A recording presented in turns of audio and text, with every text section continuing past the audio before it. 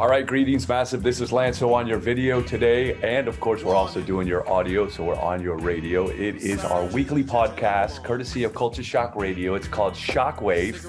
And today we introduce a very, very, very dear and special guest to my heart. She's the head of the Peter Tosh legacy and brand, managing member of Tosh Holdings, LLC, board chairperson for the Peter Tosh Foundation, and president of PT Capital LLC. These are just some of her roles. Obviously a very busy woman, and we are honored to have you here, Niambe Tosh, the daughter of Peter Tosh, for part of our International Peter Tosh Day celebration. And of course, it's also known as 420. Welcome to the program. Thank you. Thank you so much for having me, Lynn. So it's a pleasure to be a part of the program. Well, great. Now let's briefly just go through each of your professional roles with your father's different entities that you guys have set up. Tell us a little bit first, as in order, what is the head of the Peter Tosh legacy and brand? What does that actually mean? Yeah, that literally just covers it all, and my responsibility is really to carry on my father's legacy. And so it really, the responsibility is really to seek opportunities where I can either find partnerships or business opportunities or philanthropic work that really embodies his message and things that he would stand for. And so I'm always looking for creative partnerships and new platforms that allow us to reach new audiences and new generations. Boy, you just created like 20 more questions. No.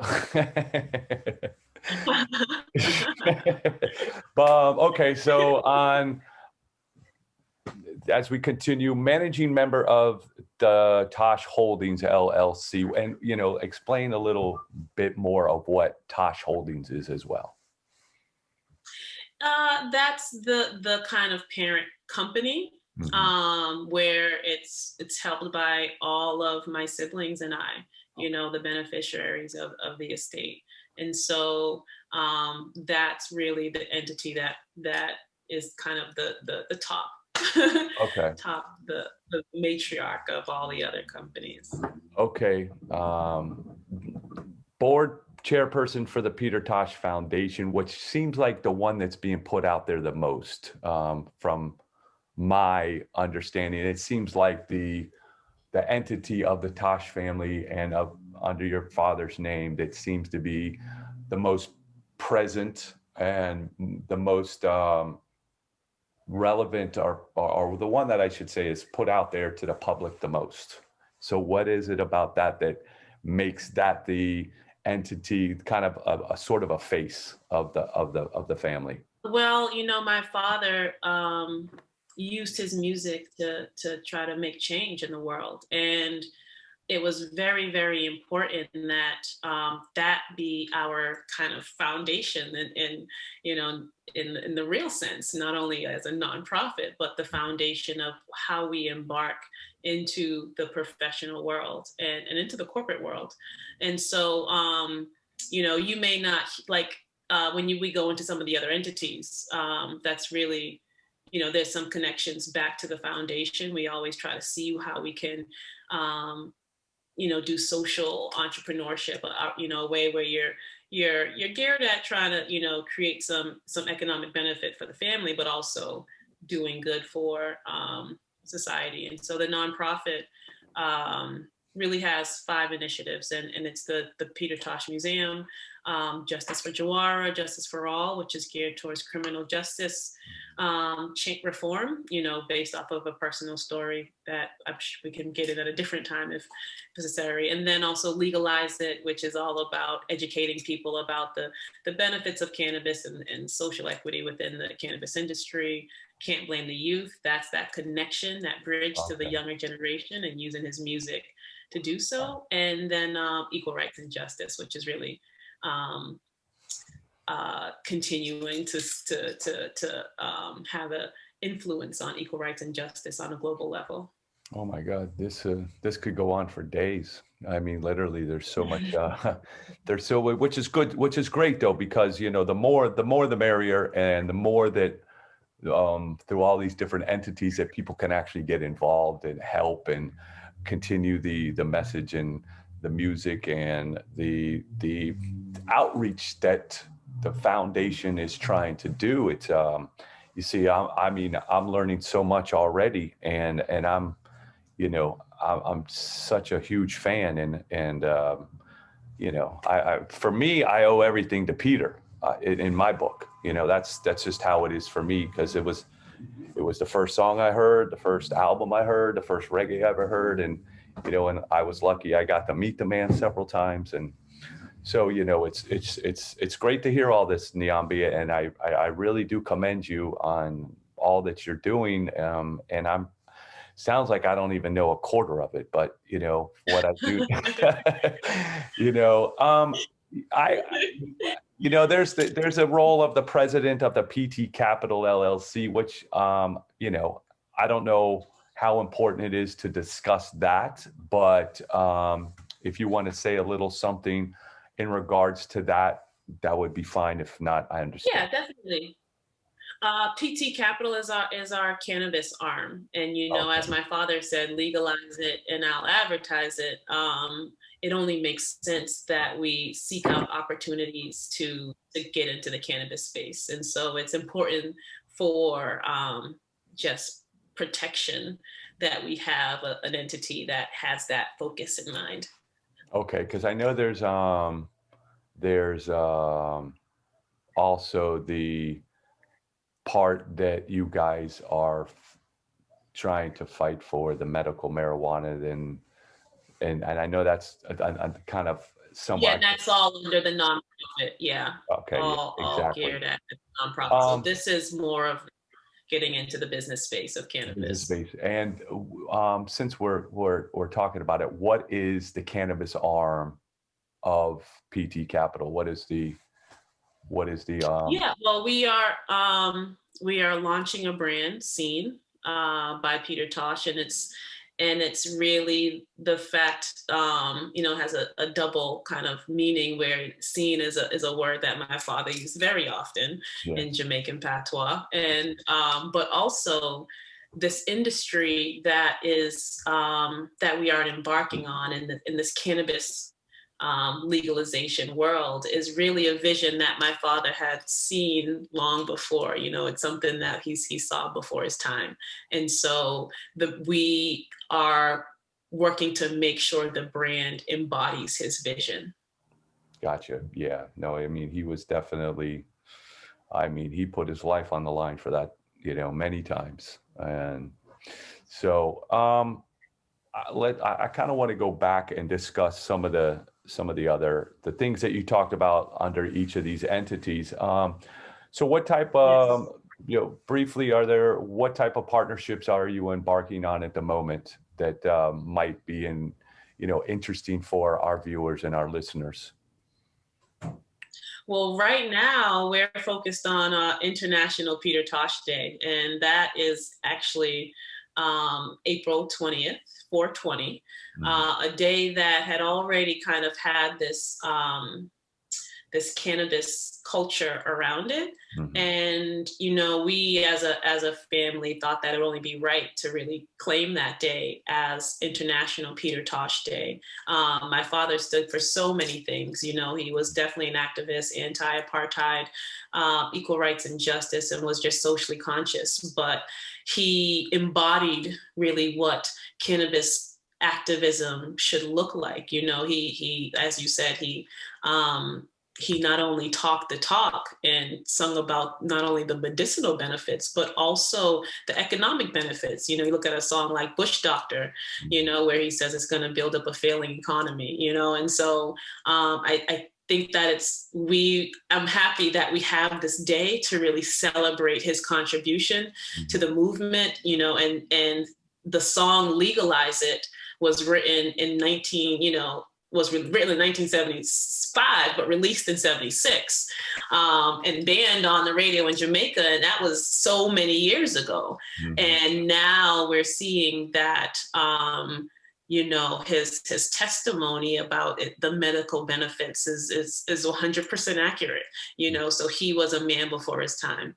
For sure. And, and I really, this particular program, I think, is very relative to what you're saying, because it's kind of basically our contribution to this International Day of Peter Tosh and the 420 culture.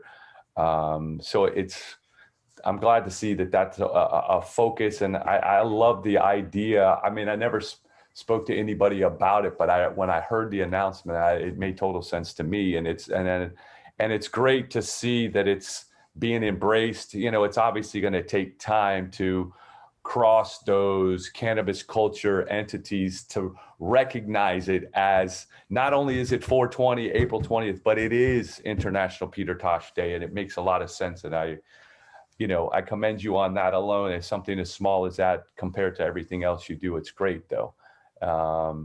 So is there particular platforms that are geared solely at continuing his legacy? In what shape and form are those platforms? Yes, that's a big question. I guess when we look at social media platforms, mm-hmm.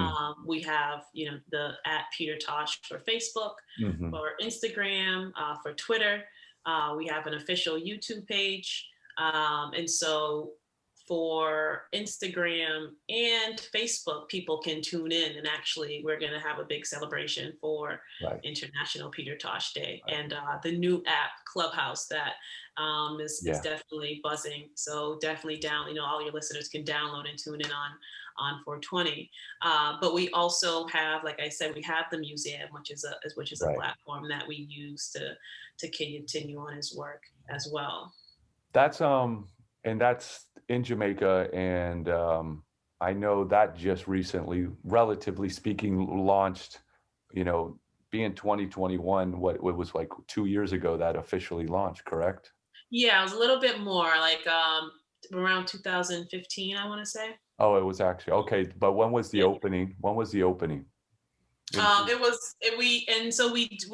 speaking of platforms, that's another platform, is that we have the Earth Strong, every year. And since 2015, the Peter Tosh Earth Strong celebration has been hosted at the Peter Tosh Museum. And so that is a 4-day celebration that starts with a symposium at the University of West Indies. My father always used the word edutainment. And so it was important that his celebration really embodied that. And so we also did a gala as well, where we have an award ceremony with people that have been inspired by his music, and contribute to the world in their own way, and with a spirit of Peter Tosh. So we do like a Legalize It award, a Bush Doctor award, an Equal Rights and Justice award there. And then we go on to the next day, which is the concert. And we've had great musicians contribute to the concert, Chronix, Taurus Riley, some Word Sound and Power, the original band.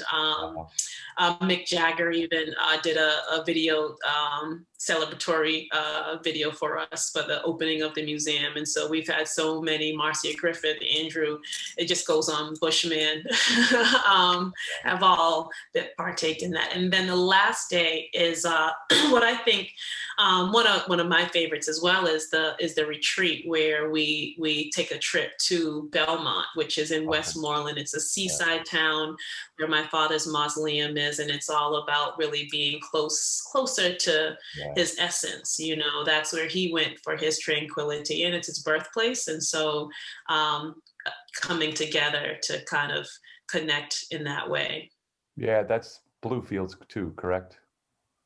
Yeah, yes. Yeah, okay, yeah. And that was at his mother's house, correct? Correct, yes. Right. Yeah, I actually went there, and I actually met her. and saw the Nice. mausoleum. Yeah, it was, loved it, loved it. And tell us where, for our audience, where is the museum actually in Kingston? It's at it's 33 Trafalgar 38 Trafalgar Road. It's Okay. at Pulse Center. And Okay. so Oh, it's Pulse literally Center. around the corner Yeah. from the Bob Marley Museum. So it's in conjunction with Pulse then, correct? Yes. Yes. Okay. All right. Yes. And What's the so gentleman? it was a partnership with Pulse, and allowed us to have that amazing space to really showcase the artifacts. Nice, nice. Okay, great. And speaking of artifacts, where is the world famous M16 gun guitar? That's exactly where it is. And so, Oh, it's okay, good. not a myth. It really exists, and we Yeah. have it in the Oh, family. nice. And so it's great that people can go to the museum to see it live and in color, along with handwritten lyrics, Mhm. tour jackets, some gifts that my father received from around the world. Okay. And then they can really learn a lot about just his life story, from his experience growing up to experience with the Wailers, as well as his solo career. Oh, is the unicycle there as well? There is unicycle there as well. Nice. Okay, those are kind of, for me, though, the M16 guitar and the unicycle were the ones that kind of stood out for me. Um, so Yeah.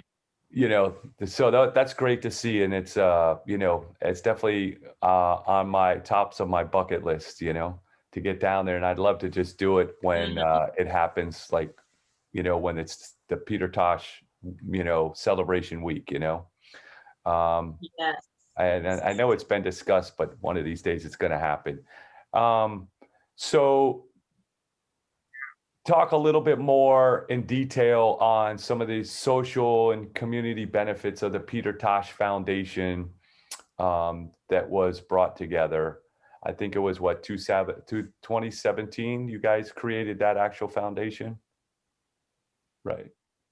Yeah, the foundation was launched actually a little bit before 2017. Okay. It was 2016, I want to say. Okay.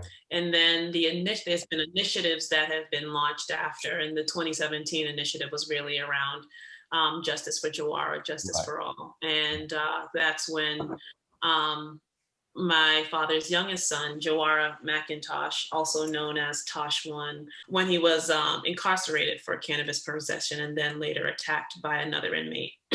And so he had suffered devastating injuries, and which years later led to his death. And so that initiative is really has a strong focus with criminal justice reform. My family isn't someone that's been in and out of the criminal justice system, and to see how someone that is a follower of Rastafari, a father of four, full of life, and energy, but really just a positive spirit, can So much. be succumb to a system that really just has failed so many people. And we've had the privilege to have a platform to share his story, but so many others do not. And Right. And so it's we true. And continue to share his story with us. Yeah. yeah, and I know you guys have, through that initiative, that you guys have, and maybe you can explain a little bit more, but trying to attack the prison conditions, prison reform, and obviously, I think um, the one of the biggest things, I think, is the cannabis law reform, and trying to create change so other people, because you look at it now years later, it's practically legal everywhere, and he was in prison for something. He went away and ended up dying because of something that is now legal, which, Exactly.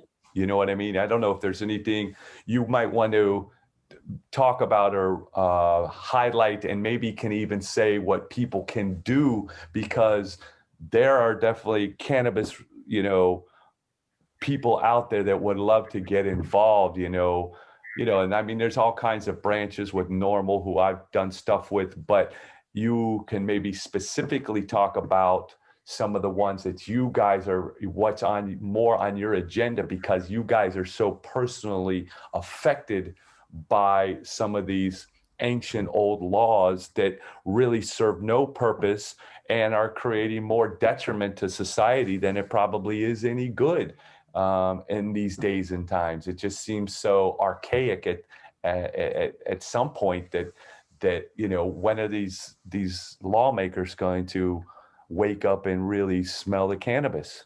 I love it. I love it. No. Yeah, it's definitely been an ongoing battle, and we've partnered with the Last Prisoner Project, Mhm. and that organization has we've really done a successful job at actually getting cannabis prisoners out of jail. It's been remarkable this year, the success there, and so.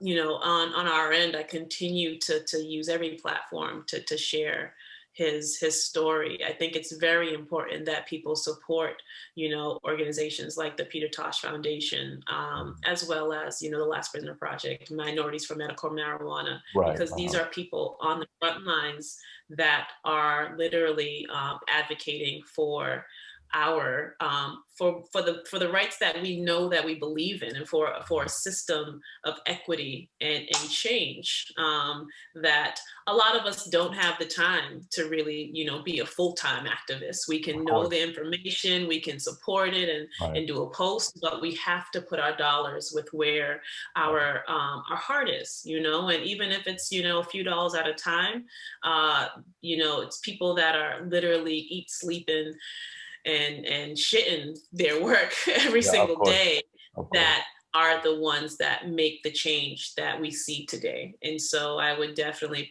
urge everyone to support. Yeah, definitely. And I was just curious, do you have a number for this year or to date of how many prisoners you've actually gotten or helped get released from prison for cannabis charges? There's been a few, I don't know the exact number. Okay. It's been there's Last Prisoner Project is really on the front lines with there's been a few that have made Michael Thompson that have made, like, you know, national Hmm. news, but there's constantly change. And I would say that there's been an increase. So the momentum is picking up, you know. um, Congress and is really becoming aware of some of the issues that exist, and really trying to make a shift of what of and make a change from the past, you know. And but it's trickling in, and it's definitely building up momentum. And so I couldn't give an exact number, but, you know, I can definitely get back to you on No, it. that no, that's fine. I just thought Yeah, it might be, you know, if it was something curious. Yeah. significant. Are you happy with the direction that the reform is going with the change, or do you see it as a, you know, another way that Babylon is getting its hand in on something they, you know, are trying to control, as like so many other things that they try to do? Right. I am always appreciative of change in the right direction. Hmm. But it does take some level of hindsight and you know, my father would definitely know that there isn't enough. We're not at the place where we can just, you know, celebrate and be happy, Hmm. because we still have people incarcerated for cannabis. We still see that access to the plant. You know, there's a huge initiative trying to target the legacy market, the, you know, the founding fathers that have created this industry that we have now. It's, you know, Hmm. our original Rastaman, our Black and Brown communities that have really allowed this industry to be what it is. And Hmm. so, unfortunately, there is a heavy hand at play trying to demonize the individuals that made it possible. And Yeah. so, there is a lot of work to be done to make sure that those individuals can be included into the industry and really have the right and consumers can have that freedom of choice, and don't have to go to a expensive dispensary that puts on, a ton of tax. And, people can have the right to grow their own and consume, what level, how much, however many, units of THC they want to consume. So there's lots of regulations out there trying to suppress our divine right to the plant. Yes, of course. And to what extent is Jawara and his spirit being kept alive in this capacity? Because I know that appears to be where it like really got a lot of force. I know you guys have always been very much dedicated to cannabis reform, but with what happened with the unfortunate situation with Jawara, aka Tosh One, that the energy there became a little bit more focus and a little more energy behind the situation. Is there anything in particular that maybe uses his name or is part of something to continue his legacy as part of your father's in this sense as well? Definitely a goal. He is his own entity that we look to continue to carry on his legacy. And so looking to make sure that we release some of his music. He has a great collection of music that we are actively working on, as well as other opportunities to really share his story in different ways. His journey from even, we also have shared his celebration of life. We came together as a family, and that's available on YouTube, Tosh One Memorial. People can learn about who he is or was as a person, that spirit that existed to see. And that was really important, to not necessarily have focus on what had happened to him, but celebrate his life after he transitioned and really honor him in that way and have it live in a space where the world can at least get to learn about him. And we plan to build on that with the website and continue to have people share their video testimonies about and stories about him, because I think it's very important that his children, he has four beautiful children, can continue to stay connected to him in new ways. Right. Well, if you don't mind, I would love to bring in somebody that relates to this particular situation and can relate to Jawara. If you give me 1 second, I would like to introduce you to somebody who was a very good friend, and I guess you could say like they were like two kids. There was a playmate. I'll be right back. Hold on 1 second. Okay. I told Bodhi about this. Is Bodhi Tosh. This is my son, and this is who. Hi. This is Niambe. How are you?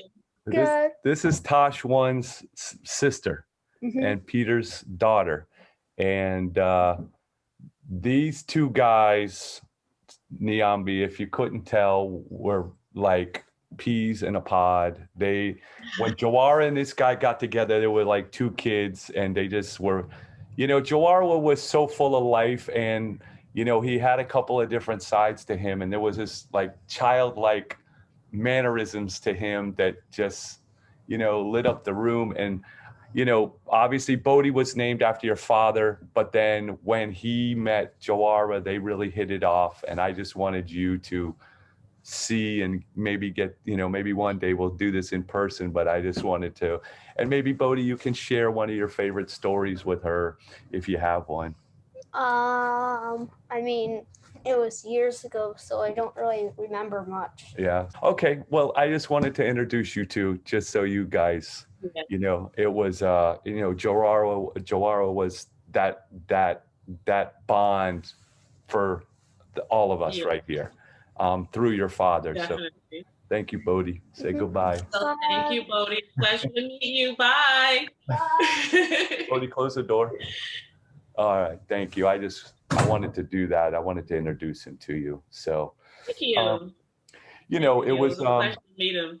Yeah, it was, I met Jawara at a stage show that was happening. It was, I think it was Labor Day weekend or Memorial Day weekend. It was an annual thing in West Palm Beach called the Palm Beach Jerk Fest, and I overheard somebody say, "Yeah, that's Tosh's son." I'm like, "Where?" I'm like, "Who? Wait."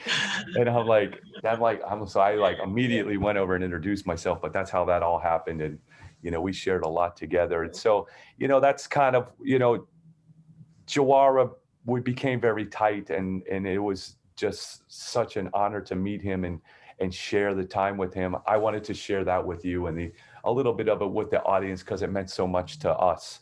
You know what I mean? I mean, Jawara, Bodhi literally gave Jawara his bedroom, and Bodhi slept in this room. This is my bedroom that we're in right now. So, Yeah. I just kind of wanted to, show you that there is a lot of light still being passed on. And, so anyway, I'm glad to hear that, especially that Jawara's music is coming out, because he and I talked a lot about music, and we even talked about, doing some productions and stuff because, I do some productions, and, and then, he was always on the phone with Brian, the attorney, and talking about, opportunities. And there was so much stuff that was like in the making, you know what I mean? Yeah, Brian, he's the manager of Brian Latour, the manager Yeah, of yeah, the state. Yeah, and so there was a lot in the making. It was definitely a really cool time to see him blossom and do his thing. And yeah, um, I'm so glad that we do have the music that allows yeah. him to continue to live on and inspire more people. Wait, just, because that's obviously a big thing for me is the music. That's really, for me at the end of the day, my life is very much dedicated to the music. Okay. And so I'm obviously very curious and would love to know any more that you can tell us about his music. If there is there a timeline, is there stuff coming, is there an album, whatever you can give us. We'll Yeah, take. I definitely will share as it comes. Right now, Uh-huh. it's still very fresh, and Yeah. so Okay. it's going through the archive and finding the right partners to really to make something happen in a way that um, gives true light and power to his music. So Yeah. it's coming, but it's gonna definitely take a little bit of time. Yeah, for sure. Well, I would expect that. Just in your own words, how would you kind of describe his vibe, his energy, and music as one? How would you kind of, if somebody, obviously it's so hard to put music into words, but in your best description, how would you say um, Jawara Tosh one? Because he's really, as an artist, he's known as Tosh one. Yeah. How would you describe his music? He was very, his music's very versatile. He was multi-talented. We grew up listening to hip hop. We have a really close cousin of ours that, would bring mixtapes from New York and be like, DJ SNS and Ron G, and we would listen to these mixtapes. And so I would beatbox and he would freestyle, walk into school.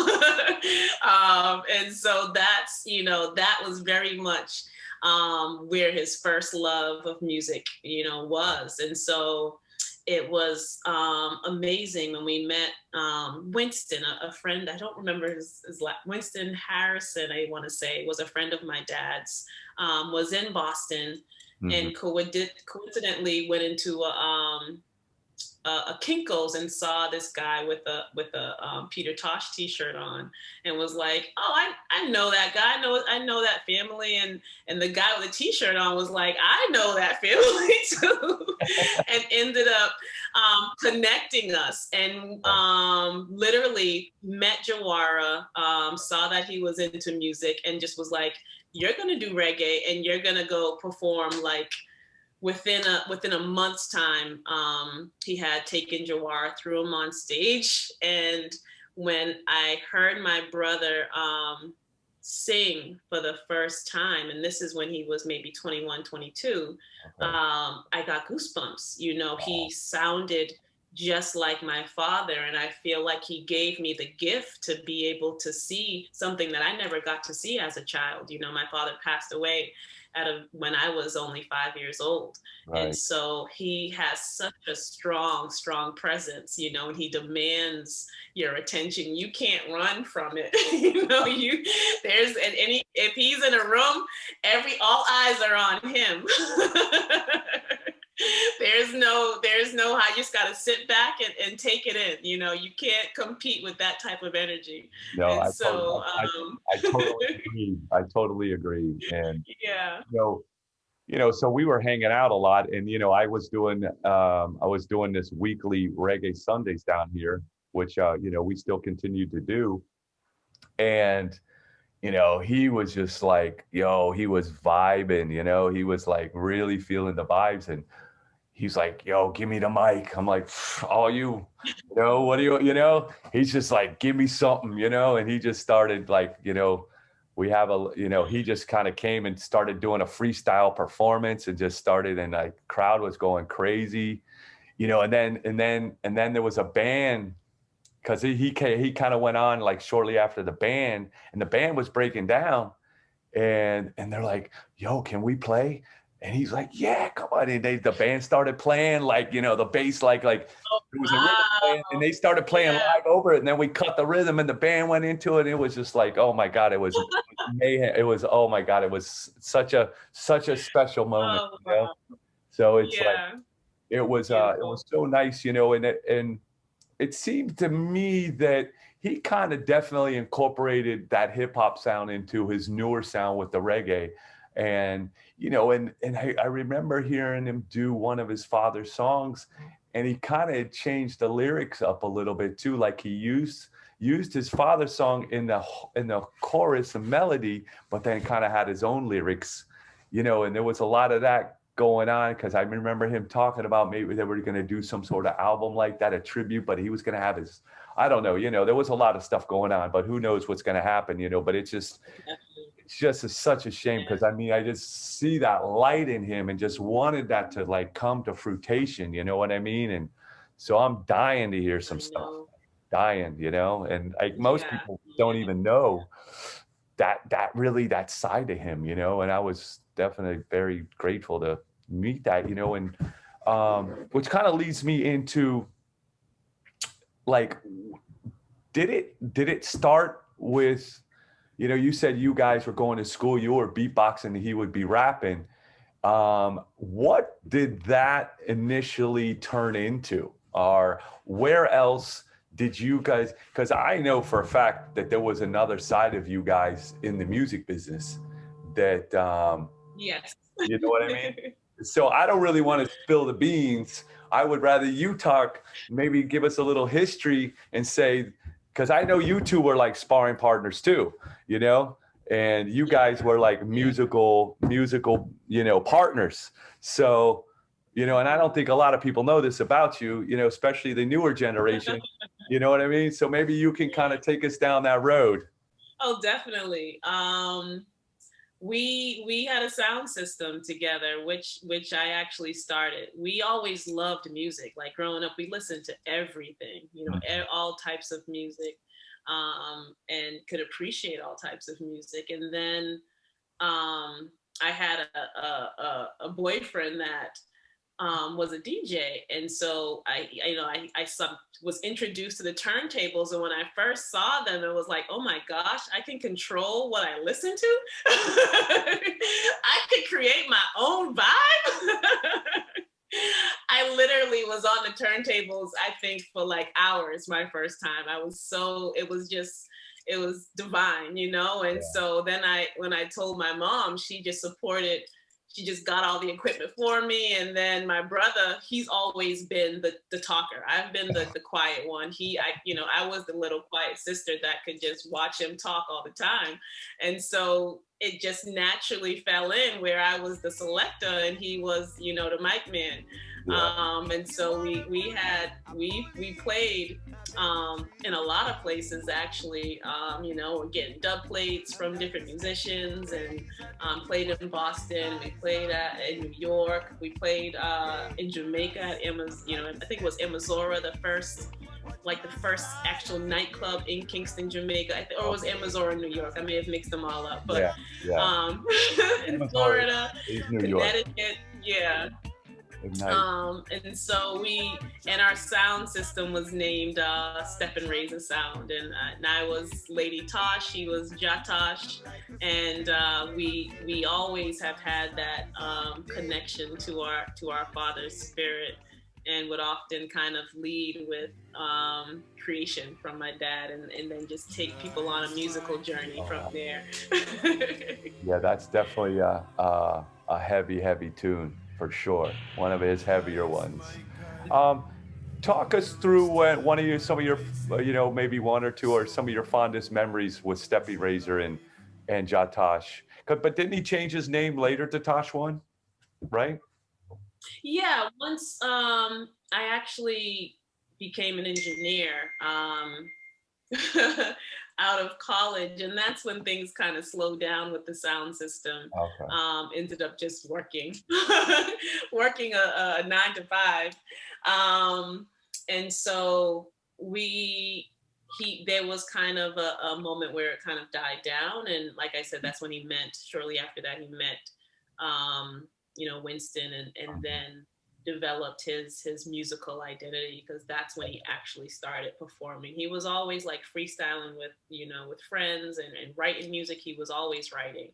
A really good composer of music, and then Tosh One came along a little bit later, and then he formed like his identity as a performer. All right, well, let's back up a little bit. Excuse me. Let's back up a little bit and talk a little bit some of your favorite times with Stepping Razor and Jawara Tosh. Yeah.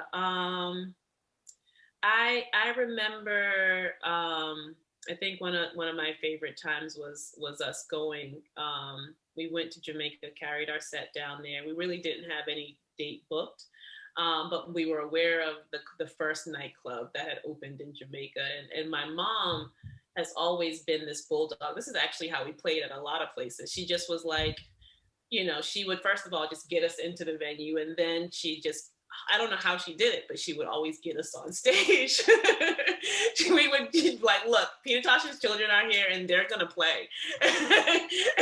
And so, and I was always amazed, that she, because she has always been our number one supporter, in anything that we want to do. And she, we got to play at, the first nightclub in Kingston, and that was so cool. And the vibe that was there, and the support, and, people always, underestimated us. We were pretty young, early, I would probably like, late teens, early 20s, but I would draw for some tunes that, some Ken Booth and some Delroy Wilson and, the Heptones. And so people were like, what?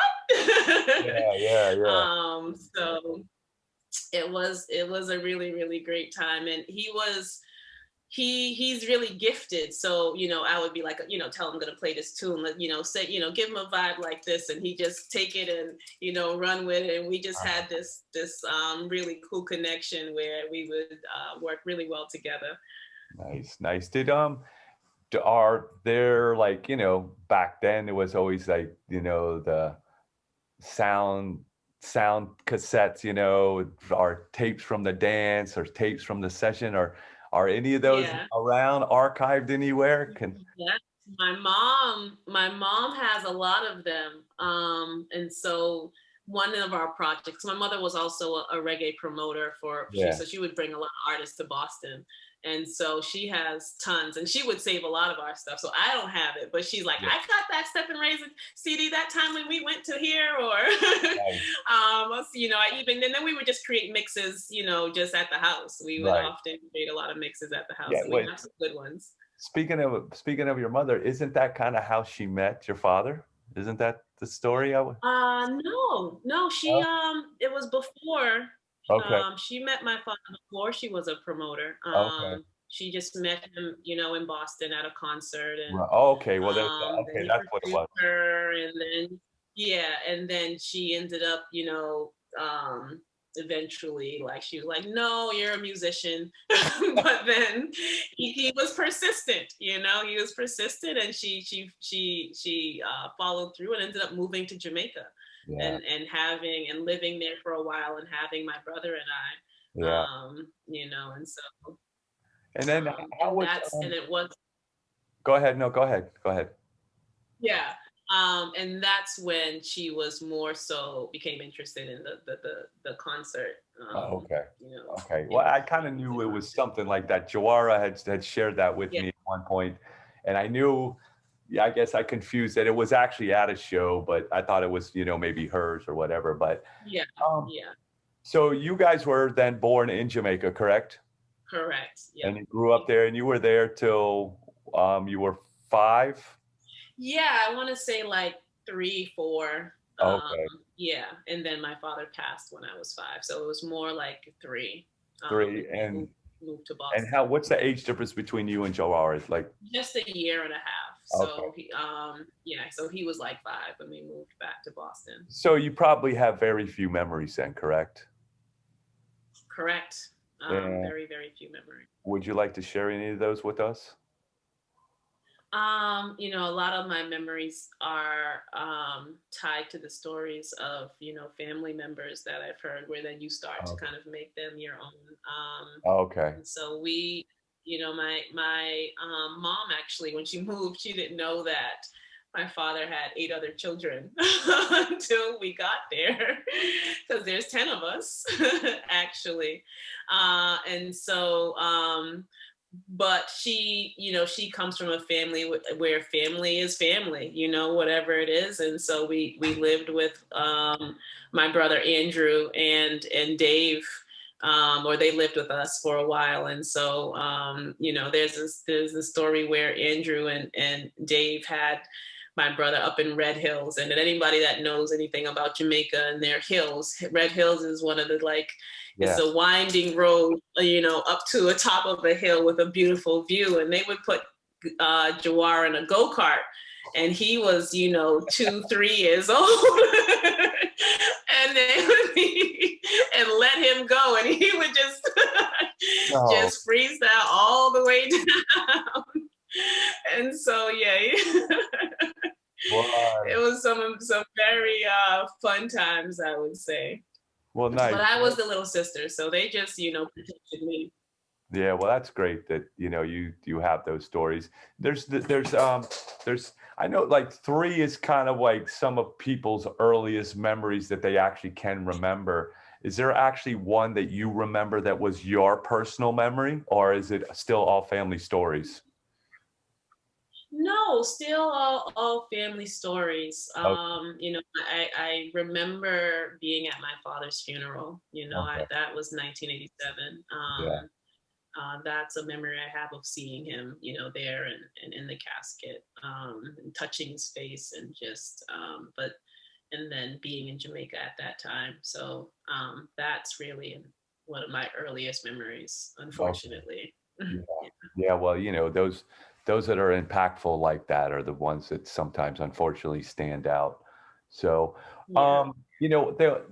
this kind of leads me, things have been really going very well without having an agenda here, but I wanted to talk, if you can, maybe talk about the family, because I know there are a lot of family members out there, and seems like a lot of the family is very quiet, I would say.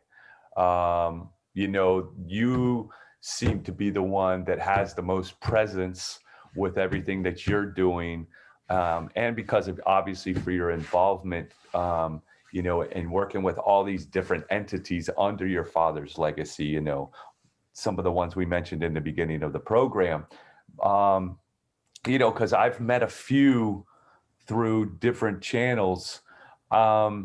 If you could kind of like anything you would be willing to talk about. You know, obviously people know of Andrew because he was kind of like the first one to really do music, but I know there's so many more than, you know, than just Andrew and David and, you know, the others. But, you know, I know, and then Peter had brothers and sisters and, you know, and there's some there, you know, like who is still around and who is some of the new family? Well, as far as the Tosh lineage, my father, as I said before, my father had 10 children, 5 girls, 5 boys. Um, and most are very quiet and very shy. Anytime you throw a camera up, they're just like, nope. You know, at any concert, they kind of stay together. Yeah. I would have to like drag them on stage, or you know what I mean. They definitely are more so introverts. I'm an introvert myself, but in this capacity, I have to kind of force myself to like step up on the stage and lead things. But we're very close. We have you know, before the pandemic, we usually get together at least twice a year. You know, and if not more. And then we also I in doing what I do, especially with like money involved, you have to be very transparent, you know, and make sure that communication is fluid, you know. And I learned that over time, you know, because it's hearsay, you know, with such a big family, so easy for someone to make assumptions and it not be the case. And so, you know, I pride myself, and I get really busy, and I have the support of my niece. My father has, I don't know, 40 plus grandchildren. Yeah, thank the boys for that. 40 something grandchildren. I would say, yep. I think the last time I counted, we were upwards. It was about 40. Wow. And yeah, and so it's definitely a lot. And I made a point to, once I took on this role, to try to reach out to all of them at different points, just to say, hey, I'm your aunt, you know, because it's difficult keeping in touch when, you know, you have, you know, 4 or 5 nieces and nephews. Yeah. So you can imagine 40 is almost impossible. But you know, what I do is very much geared at doing this for them, doing this for their children and their children's children, and making sure that they have pride in having this bloodline and being attached to it. And so I try to share mind them that this is theirs, you know, because it took us a while to understand that the estate of Peter Tosh was ours. I didn't take over the estate until 2009, and my father passed away in 1987. Right. So right now I work with Peter's oldest granddaughter, Akeda Tosh, and she's been a godsend, really, because I didn't necessarily ask for her help, but she stepped into a situation and then just never stepped out. And I'm blessed and glad to have her, because we definitely balance each other out wonderfully, and help really drive the goals forward. And she also is a face. She's always on Instagram live and really helps with the merchandise, and you know, she's the merchandise. Doing this together. I love it. I've been meaning to comment on it the whole interview. Yeah. I love, like I want to say, I love the jacket. Yeah, she actually. I love it. She will, you know, we connected, she and I did, because she reached out to me, you know, wanting, you know, and her, you know, I'm sure, as you know, one of her passions is connecting with people that can tell their story about Peter. You know, she does the Tosh Tuesdays, and she had me on there. We played some music, we talked, and, you know, and we've kept in touch, and she's definitely very active on Instagram, you know, liking anything and everything with the Tosh name, and commenting and keeping the spirit alive. Her father is Peter's brother.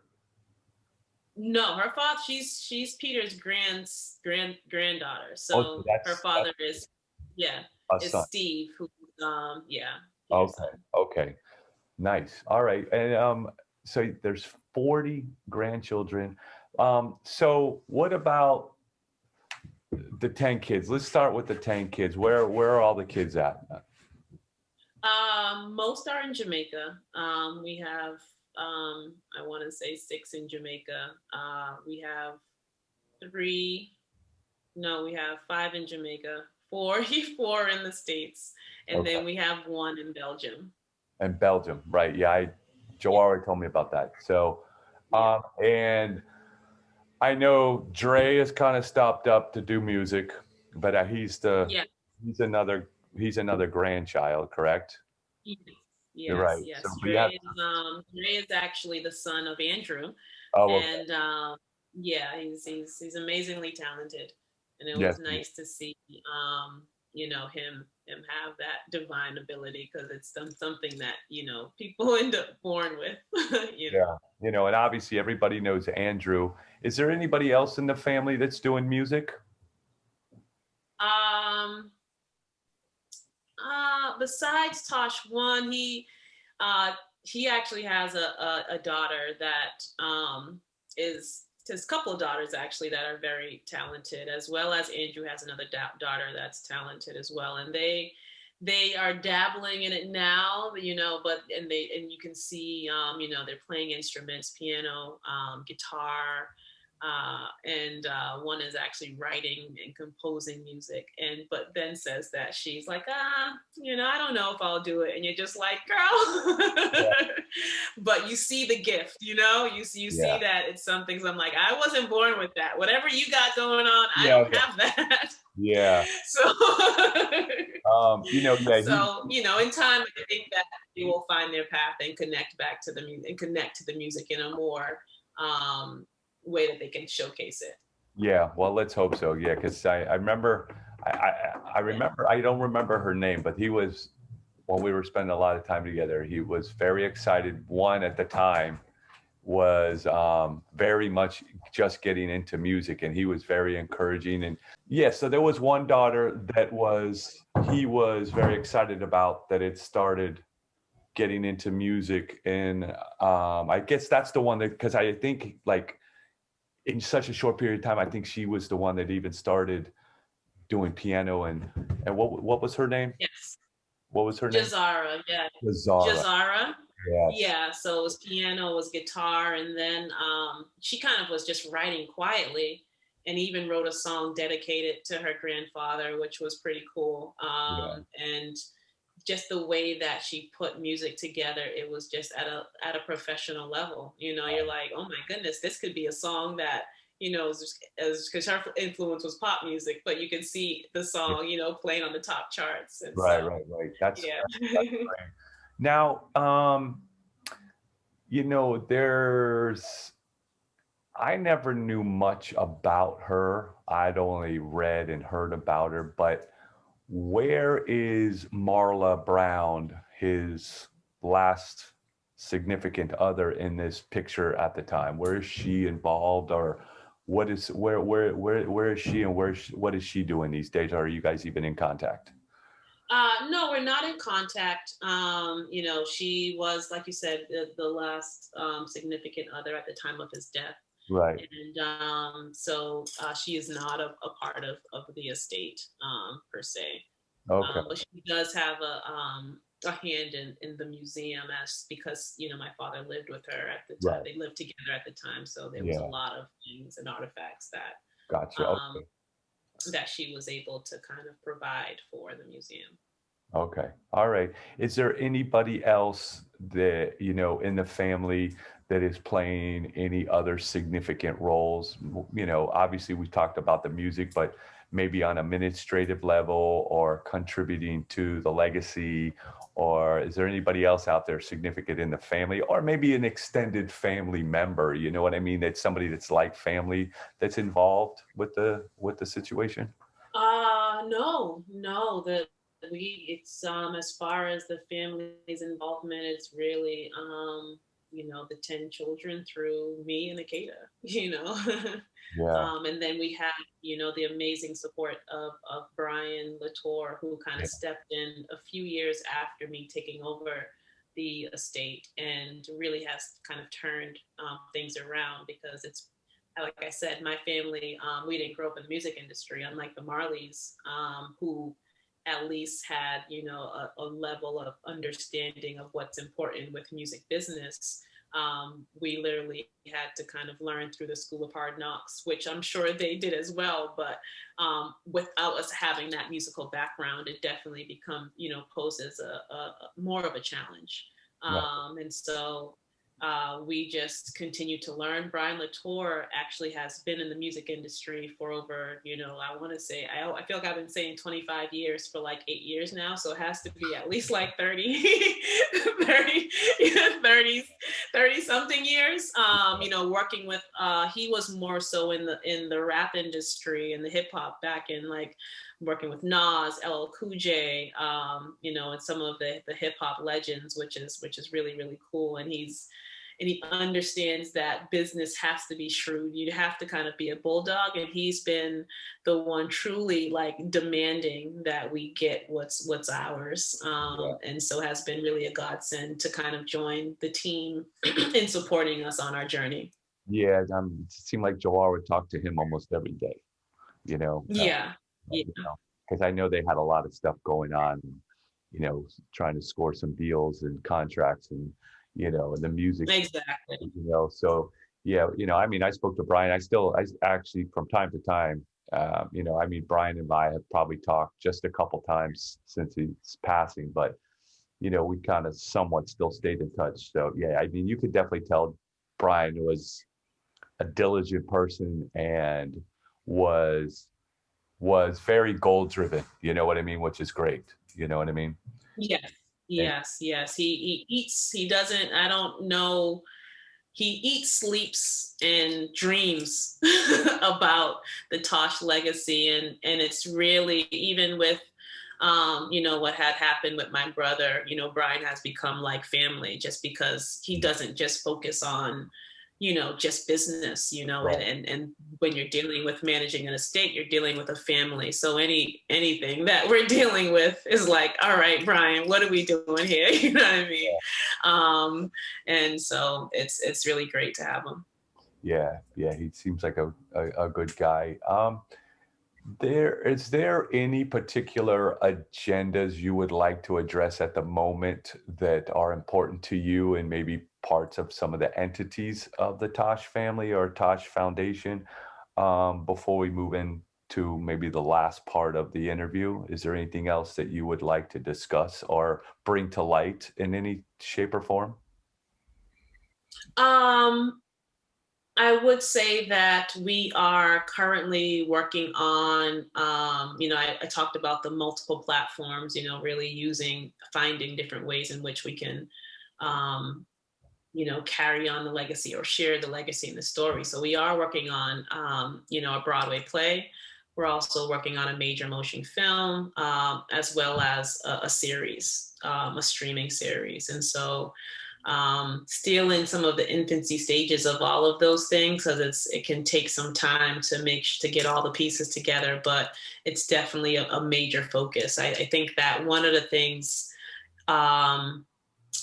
that allow for people to really learn and touch and kind of feel more connected with the legacy is being able to be educated about really who he was, because my father has such a unique story, and is a very, very talented individual, but also and throughout history he's been conveyed and kind of placed in this box, but he was very multifaceted, and those that knew him closely knew how much of he was very peace loving and giving, and funny. He his public persona when it came to standing up for justice was very serious, but he was,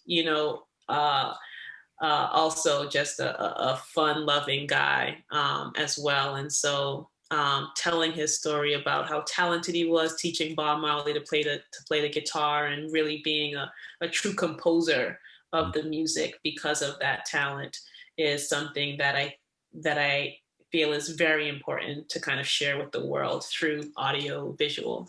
Yeah, that is definitely very true and significant. I mean, there's, maybe you can shed some light on, there's so many Bob Marley and the Wailers songs that Peter had a very big part in and wrote, and some of them were actually his songs.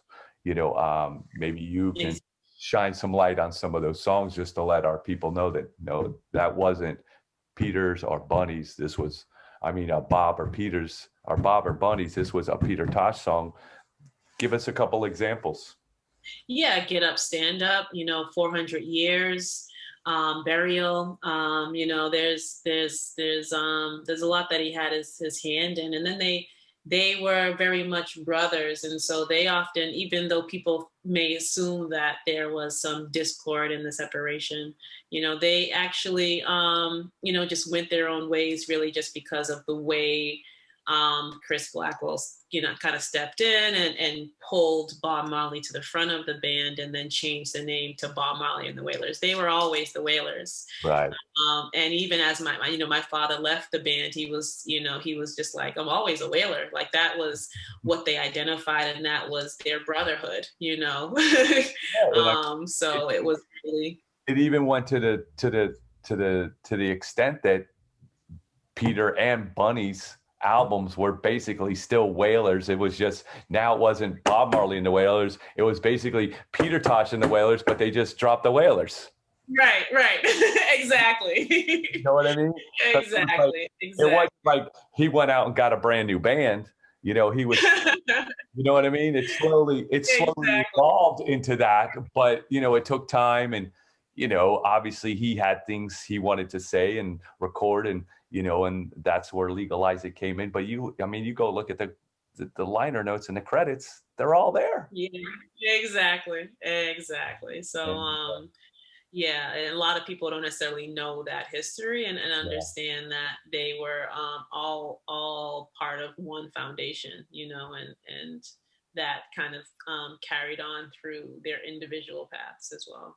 Now, is there anybody from those days that surfaces, whether it be through them reaching out to the foundation, or maybe through some legality, they might pop up? Because one name that pops up, because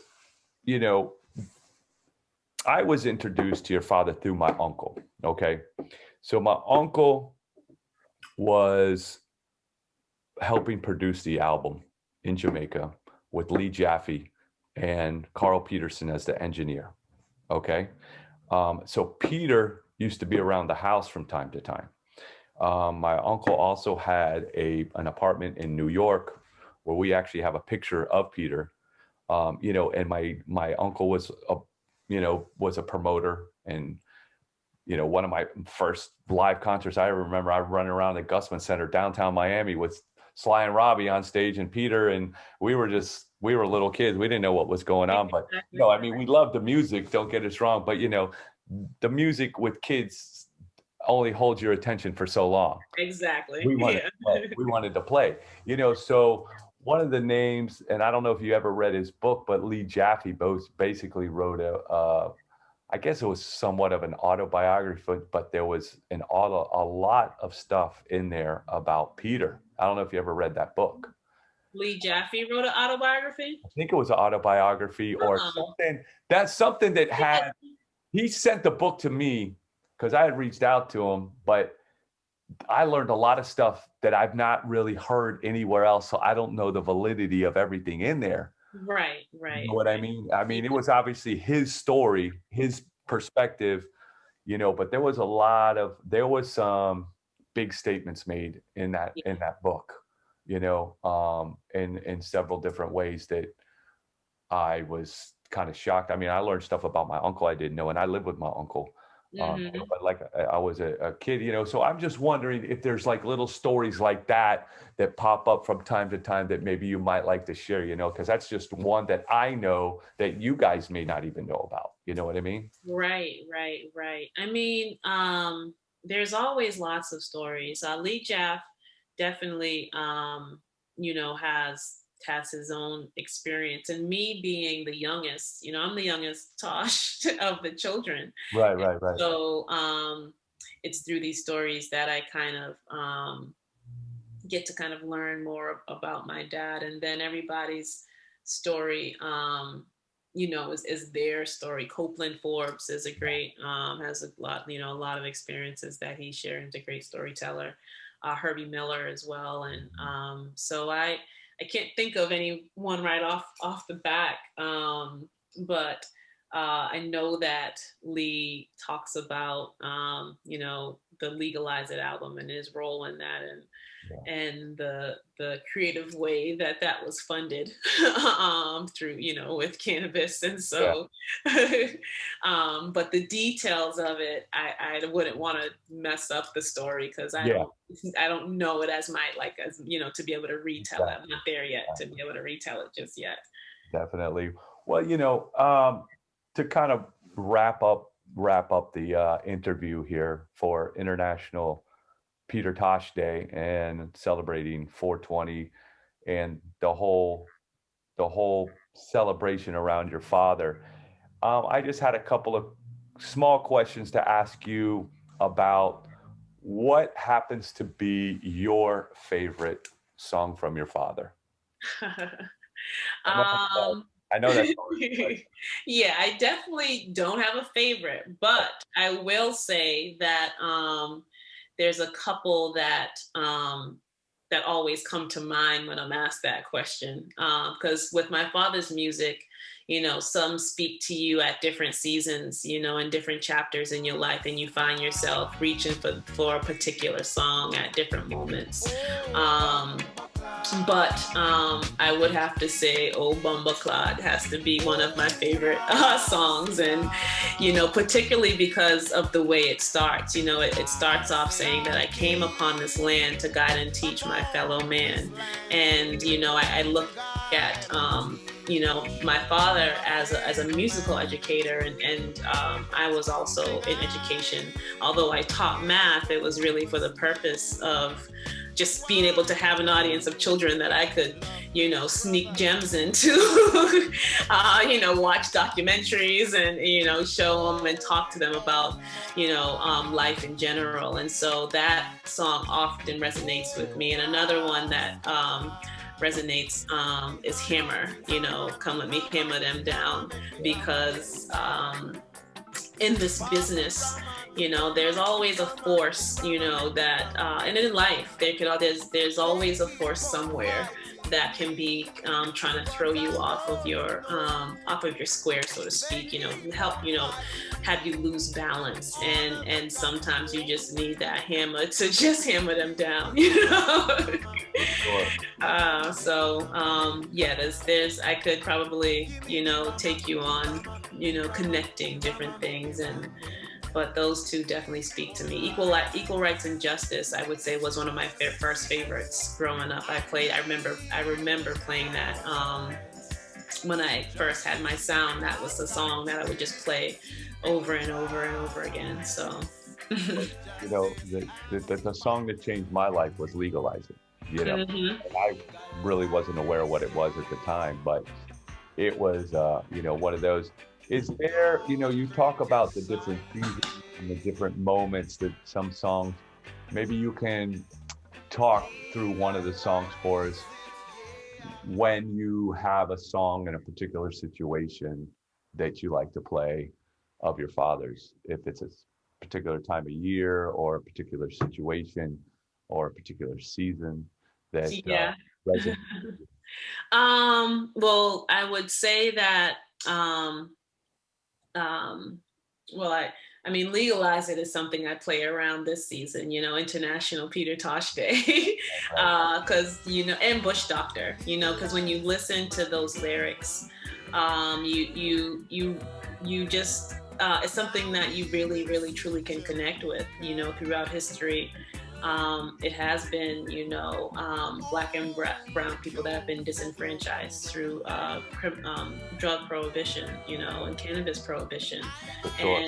And it's something that even with my father's interviews, he was very intent on identifying and speaking out against, and saying that, you know, all types of people smoke cannabis, but it's only a select group of people that are targeted, you know, and arrested and incarcerated for it. He said, you know, the rich don't go through what I go through, even if they're smoking cannabis. And he was aware of, you know, at the Montego Bay Jamaica World Music Festival, I think it was, he went into a speech talking about cannabis prohibition in America back in the said this 1914 business can't work. You know, he was very much aware of when there was a shift, because before that day, in that time, cannabis was legal, you know, and you could find all types of individuals using it. Doctors would prescribe it here in the United States, and it was, you know, all walks of life would use it. And then when it was used as a tool of racism, you know, that the Mexicans were coming into the country and they were consuming cannabis. And so, you know, the head of the drug, oh my goodness, Harry Anslinger was pretty much just changed the laws and really focused on targeting it at them, saying racist slurs, you know, that it's the Mexicans that are using it and using it as a tool to divide and conquer, saying things like, you know, when white women smoke weed, it makes them want to sleep with black men. And it was it was extremely racist. It wasn't like a little bit. It was like a little bit racist. It was like 100% racist intention. And that was really the fabric of our entire criminal justice system, you know, to really target Black and brown people within this country. And then it ends up being something that happened around the globe. Yeah, for sure. So you said that, you said something. So when I connect with, you know, and it just makes me smile to know that he was just so ahead of his time and so enlightened, you know. So that year you said that was so significant was 1914? That's what he says in the interview. Yeah. And so it's 1914, there's a couple of significant dates around that time that you'll find the change, you know, that's when cannabis prohibition happened. Well, you know, it's funny too, because I always hear about one thing that comes up from time to time was that they said George Washington's army wore hemp to fight the war. Mm-hmm. Yeah. Yeah. There was a point in time in America where it was illegal not to grow hemp because it was such a hot commodity. It can be used for everything. You know, it can be used for food. It can be used for gasoline. It can be used, you know, to build. It's one of the toughest materials when you process it. They were using it on their sailing ships. They were using it for like canvas. Yeah. And literally, there's a book called The Emperor Wears No Clothes, and you can literally, there's so many uses for the book. And that book was found in my father's house when he passed away. So. Okay. What's up with the house in Jamaica? Does somebody live there? My grandmother's, there's two properties. My grandmother's house, which is where we have family there, just upkeeping where the mausoleum is. And then we also have my dad's house in the family house in Red Hills as well. And so okay. So the family's still at the Red, because I knew there was people in Belmont Bluefields. Yeah. Somebody, okay, good. That's good to know. You know, one little thing that I forgot that it kept coming up, but you know, I think not that you need more projects or anything. You know, trust me, I haven't even touched. Like I touched on some that are just present, but we have a wish list longer than you can imagine. So we're definitely planning on working on more. Yeah, well, this is one that I've always thought about, because Peter really created his own language. you Yep. know, through the English language and the Jamaican, dialect. There was one of my first books introduced me to Rastafari, and there was a huge section on language, and it's very similar. It reminds me of your father's speech patterns. It's not appreciate, it's appreciate love as just a very common, but he kind of just took it a whole nother step further. You know what I mean? Yes. Yeah. It was, so I'm just, my point being is there, I think they would be great to have the language of Peter Tosh, the handbook, you know what I mean? Yeah, yeah. No, that's actually a really great idea. Something I am aware of his language. He was just had that gift to kind of create words like prime minister. Yeah. Turn Or damagers instead of managers. Exactly, and the shit stem. So Yeah. that would be something that's just a nice little coffee table book. That's a great idea. Or them combosos, Yeah, yeah. So Niambe, thank you for your time. What a joy and what an honor. And you could never tell that you're a quiet one from this interview. You're doing a great job, and I commend you because you are basically the one that is keeping all of this not only alive but together. And I commend you. I mean, I will always say, if there's ever anything I can do or we can do, I would be honored. And and I don't ever want anything for it. I mean, I do the music for a living, and I'm just so blessed that I can do that. And I would do anything within my power that I can to give back, because for me, by way of my uncle, my two biggest loves, I got through him, and one of them was the love of reggae music, and the other one are these fine surfboards in my back. That's I always kind of try to incorporate those because those are my loves, and I'm always trying to combine the two as well. So if Lance, myself, my family, or my business Culture Shock can do anything for anything with the Tosh name, we are here for you. Thank you so much. Yeah.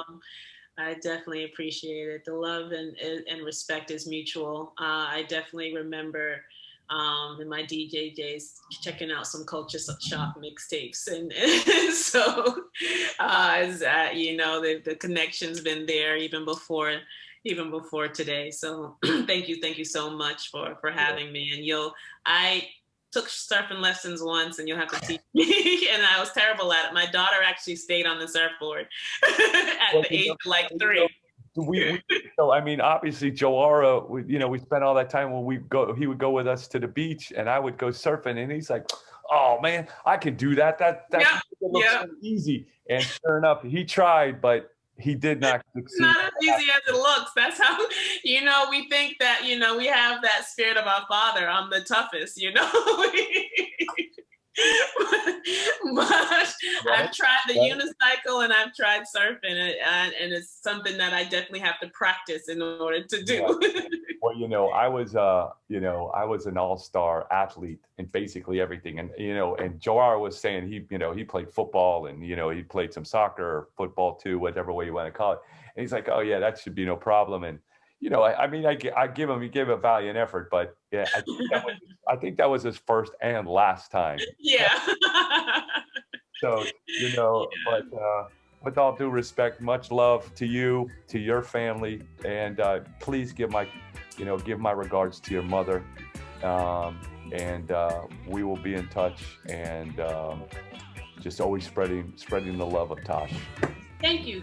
And I'll just close by saying, if anybody wants to just learn more, definitely check out the website, www.petertosh.com, the foundation, petertoshfoundation.org, and then, at Peter Tosh on Facebook, Instagram.